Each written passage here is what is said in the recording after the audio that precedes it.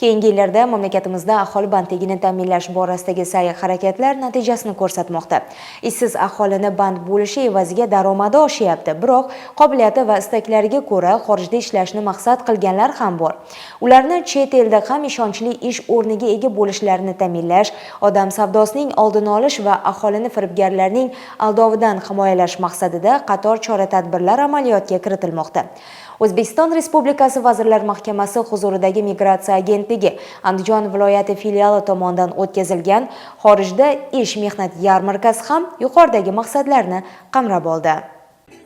Xorijga ish mehnat yarmarkasida qatnashish uchun viloyatning barcha shahar va tumanlaridan talabgorlar kelishdi. 15 dan ortiq davlat ro'yxatidan o'tgan bandlik agentliklari ish beruvchi sifatida qatnashdi. Hamma ham qaysi agentlikning litsenziyasi bor yoki haqiqiy ekani haqida to'liqli ma'lumotga ega emas. Aynan mehnat yarmarkasini tashkil etishdan ko'zlangan maqsad ham shuki, aholiga bu borada ko'mak berish. Ishonchli agentliklar bilan talabgorlarni shartnoma tuzishlarini osonlashtirish. Mehnat yarmarkasining foydasi shu bo'ldiki, aholi kasbiy maslahatlar, qaysi davlatga borish va ishlash niyatida bo'lsa, o'sha yerning ish beruvchilari hamda talablari haqida ma'lumotlar olishdi.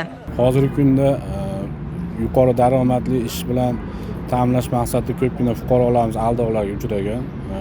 Kelgusida shu aldovlarni oldini olish uchun yarmarka tashkil etdik. Ro'yxatdan o'tgan litsenziyali, ishonchli xususiy bandlik agentliklari qatnashmoqda yarmarkamizda. Kelgusida shu aldovlarga uchramaslik uchun ushbu yarmarka tashkil etildi. Yana bir muhim jihat shuki, bu yerda litsenziyasi bor xususiy bandlik agentliklarining ro'yxatdan o'tganligini tanishib oladi.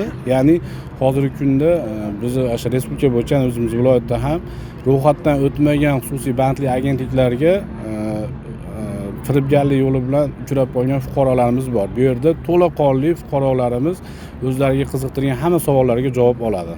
Keyingi vaqtlarda mo'may daromadli ish va'da qilganlarning aldovlariga uchib, xorijda ishlash uchun ketgan, biroq munosib mehnat sharoitiga ega bo'lmagan va bir qancha qiyinchiliklarga uchraganlar ham ko'p. Shunday vaziyatlarni kelib chiqmasligining oldini olish, munosib ish sharoitlari haqida tushuncha berish imkonini yaratdi yarmarka. Jarayonda shuningdek xorijiy kompaniyalarning vakillari ham qatnashdi. Yarmarka davomida talabgorlarga o'z rezyumelarini to'g'ri tuzish, mehnat munosabatlariga kirishish va suhbatdan o'tishda e'tibor qaratadigan jihatlar haqida ham mutaxassislar tomonidan tushunchalar berildi. Huquqshunoslar esa xorijda ishlovchilarga qo'yiladigan shartlar, ularning huquqlari va ijtimoiy himoyasining kafolatlari haqida ma'lumotlar ulashishdi. Mehnat yarmarkasida xorijiy ish beruvchilar bilan shartnoma tuzishga erishganlarga vizalari topshirildi.